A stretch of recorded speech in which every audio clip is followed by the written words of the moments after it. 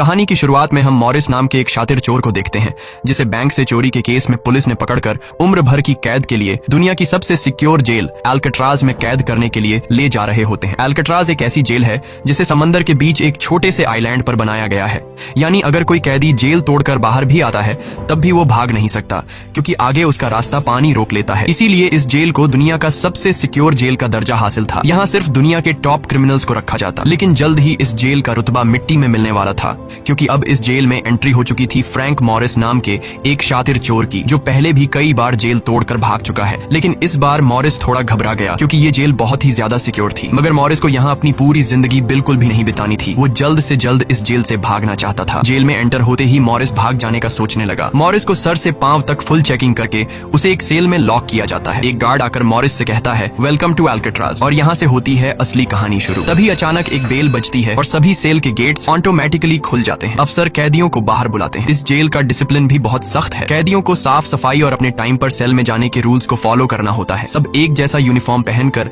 Line में breakfast खाने आ जाते हैं। मॉरिस के सामने लिटमस नाम का एक कैदी होता है। मॉरिस पूछता है कि मुझे तो कांटा ही नहीं मिला, अब मैं नूडल्स कैसे खाऊंगा? लिटमस उसे कहता है अबे ये तेरा घर नहीं है, जो तुझे मिला है उसे चुपचाप खा ले। तभी वुल्फ नाम का एक खतरनाक कैदी मॉरिस को चिढ़ाने लग जाता है। वुल्फ से जेल में हर एक कैदी तंग था। वो यहाँ हर एक कैदी पर अपनी मनमानी चलाता था और उस पर बलात्कार के ढेर सारे केस भी हैं। इस जेल में एक से बढ़कर एक खतरनाक कैदी रखे जाते हैं। यहाँ लिटमस मॉरिस से थोड़ा खाना मांगता है और इस दौरान मॉरिस उसे अपनी प्लेट दे देता है। जब मॉरिस टेबल के नीचे से देखता है तो उसे पता चलता है कि लिटमस खुद खाना नहीं खा रहा बल्कि वो चूहे को दे रहा है। रात को एक गार्ड मॉरिस को वार्डन के पास लेके जाता है। जब मॉरिस वार्डन के ऑफिस में पहुंचता है तो वार्डन मॉरिस से कहता है कि मैं जानता हूं कि तुम बहुत ही शार्प माइंड हो और बहुत इंटेलिजेंट भी हो, लेकिन वो सब यहाँ किस काम का, क्योंकि तुम्हारे जैसे यहाँ कितने आए और गए पर यहाँ से कोई बच नहीं पाया। यहाँ कैदी बहुत ही स्ट्रिक्ट रूल्स फॉलो करते हैं। 2 महीने में एक बार ही कोई तुमसे मिलने आ सकता है और वो भी तब अगर मेरा मूड अच्छा हो। वार्डन बहुत ही सख्त इंसान है जो जरा सी गलती पर भी कैदियों को बहुत ही स्ट्रिक्ट पनिशमेंट देता है। वार्डन कहता है यहाँ से भागने का सोचना भी मत, नहीं तो तुम्हारे टुकड़े टुकड़े कर दिए जाएंगे। जिस पर मॉरिस जवाब देता है नहीं सर, आपके होते हुए यहाँ से कौन भागने का सोच सकता है। लेकिन असल में पहले दिन से ही मॉरिस के दिमाग में यहाँ से भागने की प्लानिंग शुरू हो चुकी थी। इस दौरान मॉरिस मौका देखते ही वार्डन का नेल कटर चुरा लेता है, जो वैसे तो बहुत ही छोटी सी चीज थी, पर मॉरिस को पता था कि अल्काट्राज जैसे जेल में इस छोटे से नेल कटर से भी बहुत बड़ा काम लिया जा सकता है। मॉरिस वापस सेल में आते ही इस नेल कटर को बाइबल में छुपा देता है। अगले दिन बाथरूम में वुल्फ फिर मॉरिस को परेशान करने लगता है, पर इस बार मॉरिस उसे छोड़ने वाला नहीं था। अब मॉरिस अपना असली रूप दिखाता है और उसे पकड़कर उसकी खूब धुलाई करता है। वुल्फ को पीटने के बाद अब मॉरिस का पूरे जेल में एक अलग रुतबा बन गया। हर कोई मॉरिस से डरने लगा। इसके बाद मॉरिस को लाइब्रेरी में काम दिया जाता है। वहाँ इंग्लिश नाम के एक आदमी से उसकी मुलाकात हो जाती है। वो इस जेल का सीनियर कैदी है। इंग्लिश को भी 2 आदमियों के कत्ल की वजह से उम्र भर की कैद सुनाई गई थी। उसने इस जेल में अपनी आधी जिंदगी गुजार दी थी। वो इस जेल के चप्पे चप्पे से वाकिफ है। उसे जेल की हर बात की खबर रहती है। उसे यह भी पता होता है कि आज सुबह मॉरिस और वुल्फ की लड़ाई हुई थी। वो मॉरिस को कुछ किताबें देता है जिन्हें मॉरिस को हर एक कैदी के सेल में पहुंचाना होता है। अगले सीन में खुले जगह को दिखाते हैं जहाँ कैदी कोई न कोई गेम खेल रहे होते हैं। तभी वो डॉक नाम का एक आर्टिस्ट से मिलता है जो खुद की पेंटिंग बना रहा होता है। डॉक एकदम सीधा साधा और डिसेंट इंसान है जो कई सालों से यहाँ सजा काट रहा है। उसे पेंटिंग करने का बहुत ही शौक था और अपना ज्यादातर वक्त वो पेंटिंग में ही लगाता। डॉक का कहना था कि अल्काट्राज जैसी जेल में कोई भी पागल हो सकता है, पर उसकी पेंटिंग की वजह से अब तक उसका दिमाग नॉर्मली चल रहा है। मॉरिस डॉक से पूछता है कि इस पेंटिंग में ये फूल क्यों बना के रखा हुआ है, तुम्हारी शर्ट में ऐसा तो कुछ नहीं? डॉक कहता है कि यह मेरी खुशी है जो सिर्फ पेंटिंग में है, मेरे मन में नहीं। उसके बाद मॉरिस जब अपने दाएं तरफ देखता है तो उसे ऊपर इंग्लिश दिखाई देता है। मॉरिस इंग्लिश की तरफ जाता है। जब मॉरिस उसके करीब जाता है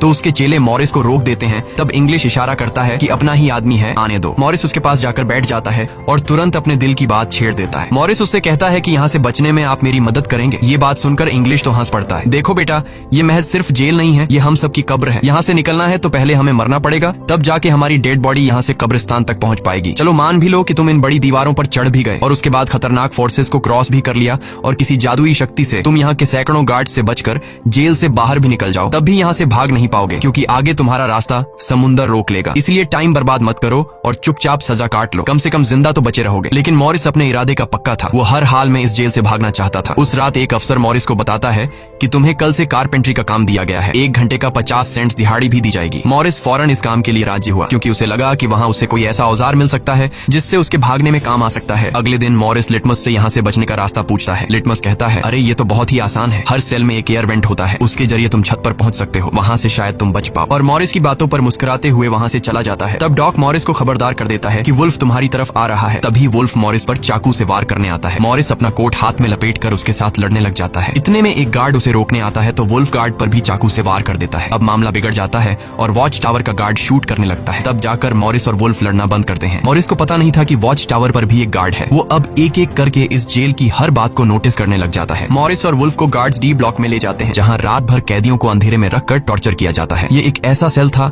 जहां कोई भी कैदी नहीं जाना चाहता था। जाने से पहले वुल्फ मॉरिस को धमकाता है कि बेटा तेरी मौत तो मेरे हाथों होगी। उस रात मॉरिस को तरह तरह के टॉर्चर्स सहने पड़ जाते हैं, जिससे उसकी हालत काफी खराब हो जाती है। 2 हफ्ते तक इस अंधेरे वाले सेल में रहने के बाद उसे वापस उसके सेल में लेके आते हैं, जहां लिटमस अपने पालतू चूहे से मॉरिस को एक नोट भेजता है जिसमें लिखा होता है वेलकम बैक मॉरिस। एक दिन चार्ली नाम का एक नया कैदी आता है जिसे मॉरिस के पास वाले सेल में रखा जाता है। मॉरिस और चार्ली में जल्दी दोस्ती हो जाती है। मॉरिस फिर उसे अपने दूसरे दोस्तों से भी मिलवाता है। उसी समय वार्डन बिना किसी को बताए हर एक कैदी के सेल को चेक करता है। जब वो डॉग के सेल में जाता है तो डॉग के सेल में उसके बनाए हुए कई पेंटिंग्स होते हैं। वार्डन हैरान रह जाता है कि दिन ब दिन उसकी पेंटिंग तो बढ़ती जा रही है। डॉग ने वार्डन की पेंटिंग भी बना के रखी होती है। उसे देखकर वार्डन मुस्कुराने लग जाता है, लेकिन पता नहीं क्यों अगले दिन वार्डन डॉग के सेल में बनाई गई सभी पेंटिंग्स को बाहर फेंकने का गार्ड्स को ऑर्डर देता है। वार्डन के इस फैसले ने डॉग को अंदर से पूरी तरह तोड़ दिया, क्योंकि डॉग सिर्फ अपनी पेंटिंग के ही सहारे जिंदा था। वह अपने हर एक बनाए हुए पेंटिंग से बहुत प्यार करता था, क्योंकि यहाँ उसकी सिर्फ एक ही खुशी थी और वो भी उस बेचारे से छीन ली गई।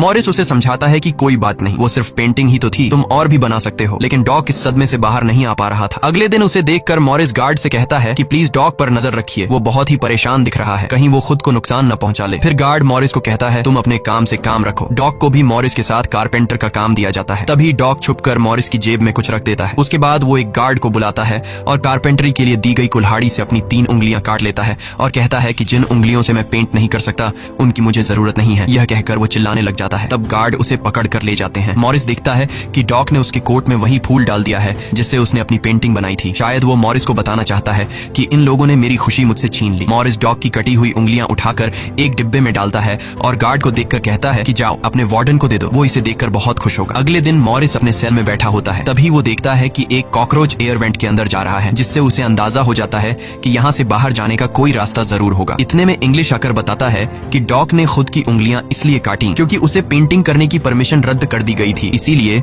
उसने तंग होकर अपनी उंगलियां काट ली। यह जानकर मॉरिस को बहुत गुस्सा आता है। अगले दिन डाइनिंग हॉल में वार्डन मॉरिस से पूछता है कि तुम इस डॉग को इतना सपोर्ट क्यों कर रहे हो। वह कहता है ऐसा कुछ नहीं है। ये कहकर मॉरिस वापस टेबल पर जाकर बैठ जाता है। वहाँ उसकी मुलाकात 2 भाइयों जॉन और क्लैरेंस से होती है, पर मॉरिस उनसे ऐसे बात करता है जैसे वह उन्हें पहले से जानता हो। जॉन और क्लैरेंस दरअसल ये दोनों किसी और जेल में मॉरिस के गैंग में थे। जॉन को अब जेल से भागने का काम आसान लगने लगा, क्योंकि ये दोनों भाई मॉरिस की तरह शार्प माइंड थे और अब ये तीनों जेल से भागने की प्लानिंग करने लगे। दोपहर को चार्ली की गर्लफ्रेंड उससे मिलने आती है। दूसरी तरफ इंग्लिश की बेटी उससे मिलने आई होती है। इंग्लिश अपनी बेटी को देखते ही उसकी आंखों में आंसू आ जाते हैं, क्योंकि उसकी बेटी उसकी गैर मौजूदगी में काफी बड़ी हो चुकी थी और इंग्लिश को अपनी बेटी का बचपन न देख पाने का बहुत अफसोस था। दूसरी तरफ चार्ली को उसकी वाइफ बताती है कि तुम्हारी माँ बहुत बीमार है और डॉक्टर कहते हैं कि वह 1-2 महीनों से ज्यादा नहीं बच पाएंगे। ये बात सुनकर अब चार्ली भी अल्काट्राज से भागने का सोचने लगता है और इतने में गार्ड आकर कहता है कि बात करने का समय खत्म हो चुका है। अब चार्ली बहुत परेशान होता है। वह उस रात मॉरिस से कहता है कि अगर तुम यहाँ से भागने का प्लान बनाओ तो मुझे भी शामिल कर लेना। अगले दिन मॉरिस, चार्ली, जॉन और क्लैरेंस की मीटिंग होती है। तब मॉरिस उन्हें बताता है कि हर सेल का एयर वेंट ऊपर छत पर खुलता है और दूसरी बात ये कि ये जगह खारे पानी से भरे समुद्र के बीच है, जिसकी वजह से दीवारें कमजोर हो गई हैं। मेरे पास एक नेल कटर है और मैंने खुदाई पहले से शुरू भी कर दी है। अगर मैं थोड़ा थोड़ा करके खोदूं और एक छोटा सा टनल बनाकर छत पर पहुंच जाऊं तो इस जगह की जांच करने के बाद पता चल जाएगा कि यहाँ से कैसे भागा जा सकता है। जॉन पूछता है कि रात को अगर गार्ड्स को पता चल गया कि तुम अपने सेल में नहीं हो